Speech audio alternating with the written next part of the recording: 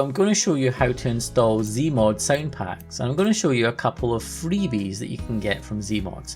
First one is if you go to your American Truck Simulator in the Steam library, then click Workshop, do a search for Zeemods, and you'll find there are 3 sound packs available, all for free. We have the weather sound effect, road and wind noise, and the air brakes. So all we need to do is click on each one in turn, click the green subscribe button, and each of them will be integrated into the game. Now I'll show you in just a minute how we then go into the game and make those active.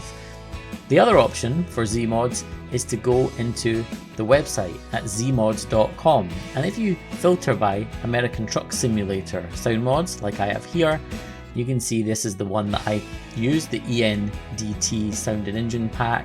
But while we're on the website, I wanted to show you that there is another sound pack that's free here, and it's this one here, the Train and Crossing mod. So simply click the icon for that, and at the cart you can add a price if you'd like to donate some money, but you can put in 0 and get this one for free to test it out.